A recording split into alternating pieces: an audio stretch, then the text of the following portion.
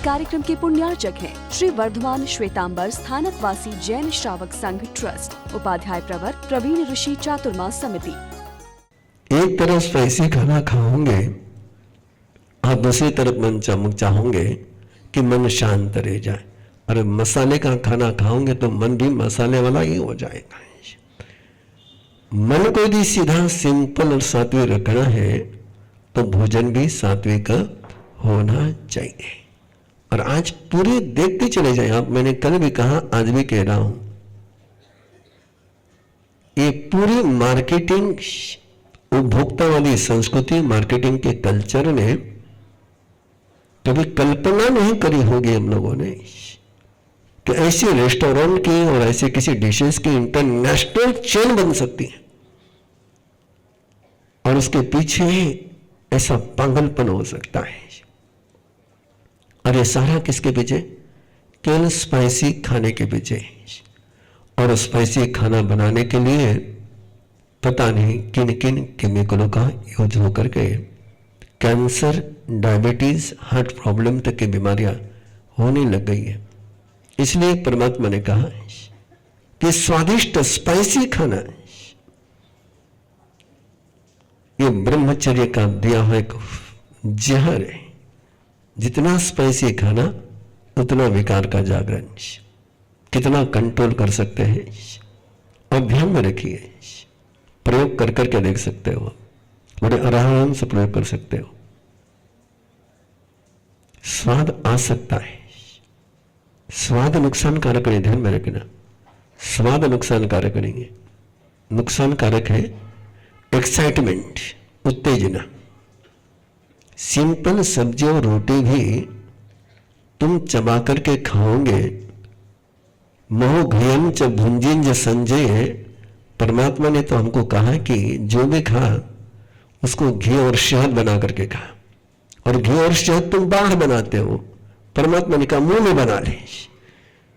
और मुंह में जो बन जाता है वो बड़े के काम आता है, और किचन में जो बनता है वो तुम्हारे शरीर में किचकिच तैयार करता है। तो घी और शहद कहां बनना चाहिए? और मुंह में बन जाए तो स्वस्थता आती है। ये प्रयोग कराए जा सकते हैं। और अगला सूत्र दिया, भले ही सामान्य आहार हो लेकिन मात्रा तय होनी चाहिए, प्रमाण तय होना चाहिए। सेवाग्राम गए थे वर्धा, और वहां देखा बापू की कुटिया, और बापू की कुटिया में जो गाइड हमारे साथ चल रहा था बता रहा था कि बापूजी जब वो भोजन की पंगत बैठती थी तो किस व्यक्ति को कितना खाना देना तोल करके देते थे। वहां कांटा रखा हुआ, उन्हें कांटा यहां किस लिए? ये तो भोजन की जगह पर कांटे के बने, बिल्कुल तय था कि किस व्यक्ति को कितना ग्राम खाना जाएगा। और चेक करते थे तो उसका वजन बढ़ा तो फिर खाना और कम। ये क्या आंदोलन चला है ना महात्मा गांधी ने, केवल राजनीति का नहीं तो जीवन का आंदोलन था। अब तरीका उल्टा हो गया है ना, धर्म के आंदोलन में राजनीति आ गई, और महात्मा गांधी ने राजनीति में धर्म को लेकर गए थे, और उसके सूत्र थे, यही सूत्र थे उनके सारे। आप देखोगे तो ये पूरे अध्याय की चर्या, ब्रह्मचर्य की चर्या, आश्रम की व्यवस्था महात्मा गांधी ने प्रैक्टिकल खड़ी करी। और क्या स्थिति हो गई क्या बताऊं आपको। कोई संघ वाले नाराज नहीं हो, और खास करके गौतम जी, पारस जी नाराज नहीं हो। मैंने बहुत शुरुआत में कहा था, हर जगह बोलता हूं कि संघ के प्रसादी में सात्विकता होनी चाहिए, राजसिकता नहीं होनी चाहिए। या आने वाला श्रावक को भोजन जाना चाहिए, या जुबान की तृप्ति नहीं होनी चाहिए तो भूख की तृप्ति होनी चाहिए। लेकिन वो वालों का प्रेस्टीज पॉइंट, वो प्रेस्टीज पॉइंट, उस प्रेस्टीज पॉइंट में हमारा सारा कष्ट निकल गया। बड़ी विचित्र स्थिति हो गई, विचित्र स्थिति हो गई। और मैंने कई जगहों की यात्रा करी, मैं धर्मस्थला भी गया, मैं शेगांव भी गया, और वहाँ का जो धर्म का भोजन है वो हम देखेंगे तो बिल्कुल सात्विक भोजन है। वहाँ वो कोई 15 आइटम नहीं देते हैं, 3 या 4 आइटम बस, वो भी एक मीठा, वो भी सिंपल मीठा। यहाँ तो जब तक वो तेल की तरी दिखे नहीं तब तक वो गौतम प्रसादी बनती नहीं है। और ये सारा धर्म के नाम पर, धर्म की गाइडेंस के भंग करते हुए चलता है, और प्रवीण ऋषि कुछ नहीं बोल सकता। ये आज अवसर है, बोल दिया कि नहीं, ऐसा नहीं होना चाहिए, और वो भी अति मात्रा में तो होना ही नहीं चाहिए। अभी बात मारवाड़ियों के लिए बहुत भारी हो गई। जब तक पेट भरने के बाद मनवार नहीं करे कोई तो कहीं बराबर मजे नहीं आए। हाँ, और मनवार अपने सारे कब शुरू होती है? हाँ, पेट भर गया ना, फिर शुरू होती है।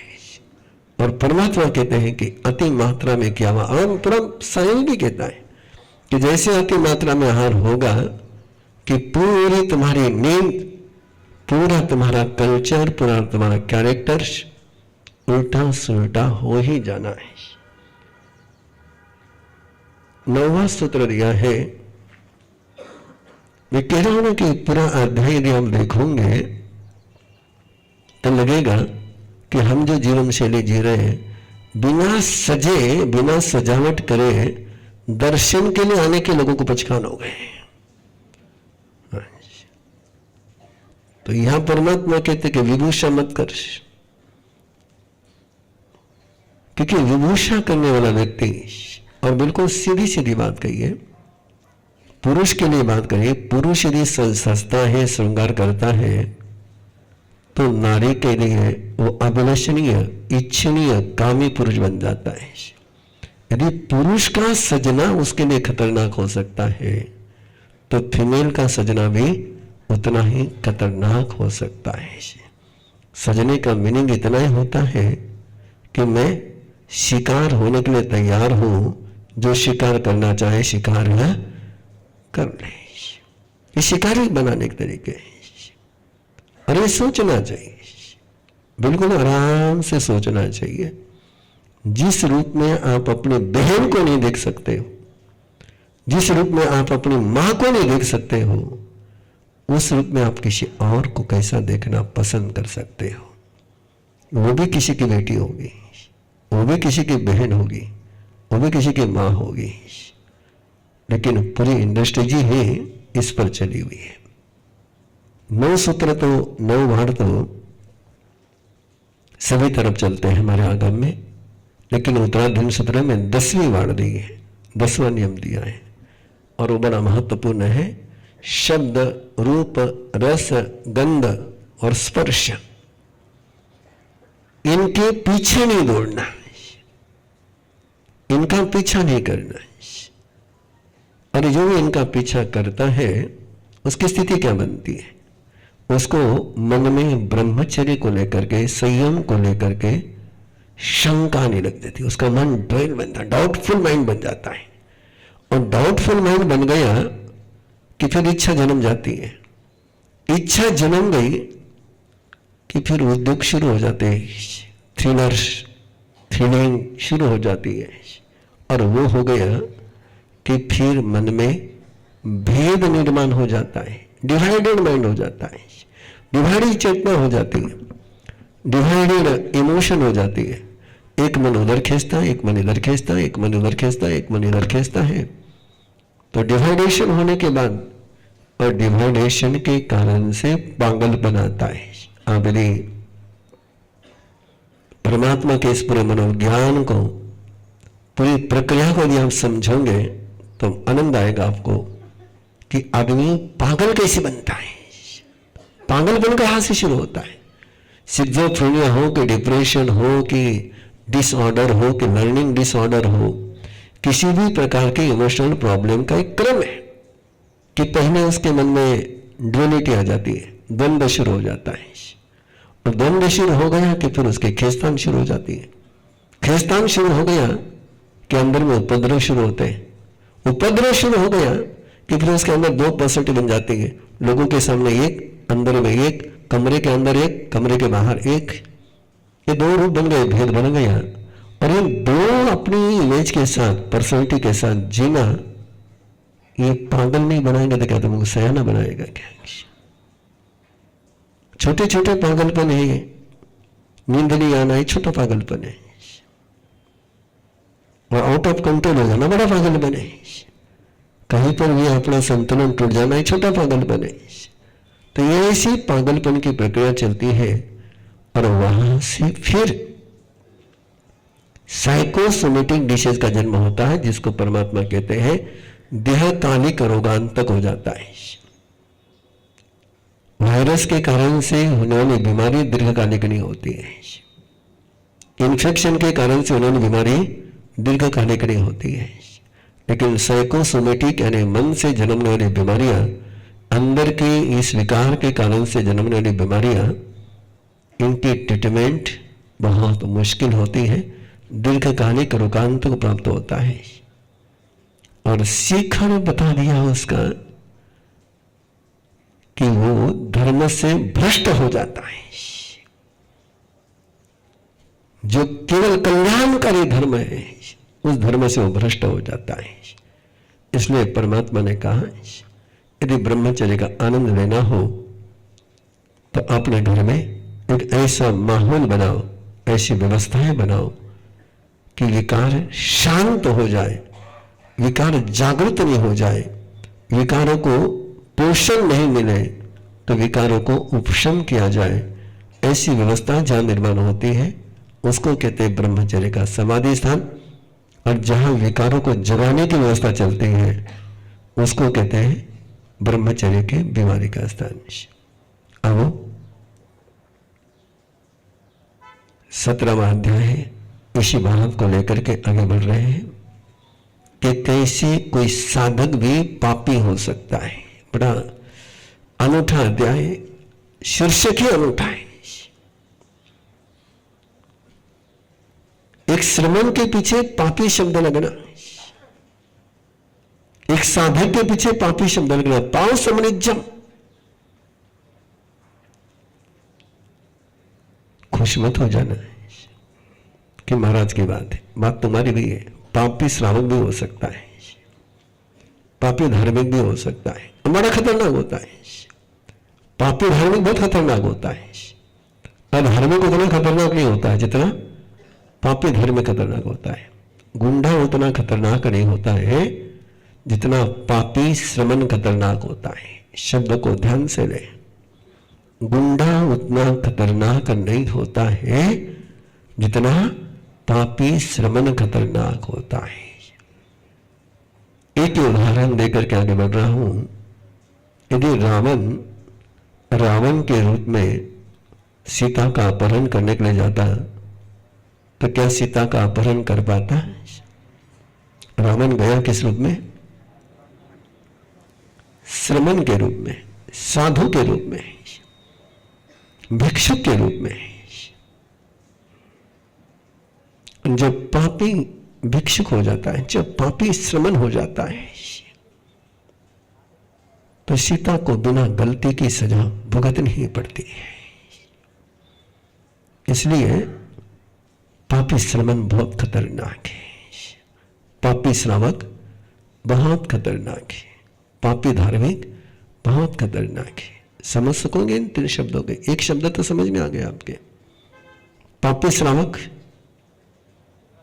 जो सामयिक करे, जो प्रतिक्रमण करे, जो सब कुछ करे और उधर जाकर के उल्टे उद्योग करे, ऐसे लोगों को देख करके लोगों की धर्म के प्रति श्रद्धा बढ़ेगी या टूटेगी?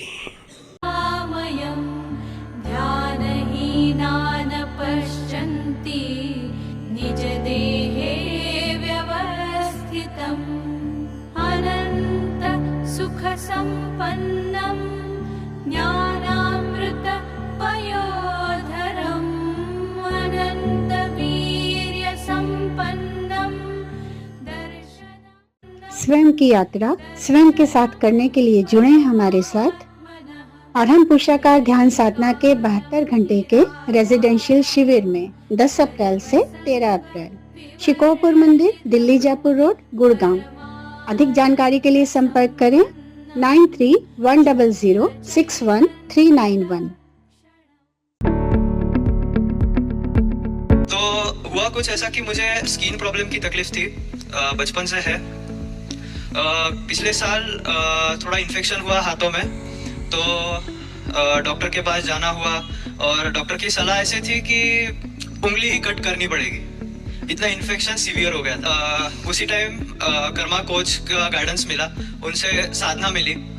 डे टू डे में हमने प्रैक्टिस की। इन्फेक्शन था, ये जो आप उंगली देख रहे हो ये आज सही सलामत है, और ये सब कृपा गुरुदेव का और कर्मा गाइड का ब्लेसिंग्स है। तो मैं धन्यवाद करना चाहूँगा। इसी से मैंने ठान लिया कि मैं भी कर्मा कोच बनूंगा, और तभी से मैं टीटीपी अपना सीक्रेट ऑफ कर्मा कोर्स में जुड़ गया, और आज आप देख ही रहे हो कि I am here as a karma coach. ऐसे ना जाने कितने ही बदलाव अरहम विद्या के ट्रेनर्स अपने और दूसरों के जीवन में ला रहे हैं, जैसे कि शारीरिक समस्या, मानसिक स्वास्थ्य, कर्म बंधनों को समझ के बदलना, मेडिटेशन या साधना में और ऊंचा उठने की आकांक्षा। जीवन के हर प्रश्न के उत्तर मिलेंगे अरहम विद्या टीचर ट्रेनिंग प्रोग्राम में। अधिक जानकारी के लिए 7038352200 या 8698108502 पर कॉल करें और अपने जीवन को एक नई दिशा, एक नई ऊर्जा प्रदान करें। निर्विकारं निरामयं ध्यानहीनान् पश्यन्ति निजदेहे व्यवस्थितम् अनन्त सुखसम्पन्नं ज्ञानामृत पयोधरम् अनन्तवीर्यम्। स्वयं की यात्रा स्वयं के साथ करने के लिए जुड़े हमारे साथ अरहम पुरुषाकार ध्यान साधना के 72 घंटे के रेजिडेंशियल शिविर में 10 अप्रैल शाम से 13 अप्रैल शाम तक शिकोहपुर मंदिर, दिल्ली जयपुर रोड, गुड़गांव। अधिक जानकारी के लिए संपर्क करें 9310061391। इस कार्यक्रम के पुण्यार्चक हैं श्री वर्धमान श्वेतांबर स्थानकवासी जैन श्रावक संघ ट्रस्ट, उपाध्याय प्रवर प्रवीण ऋषि चातुर्मास समिति, महावीर भवन, इंदौर।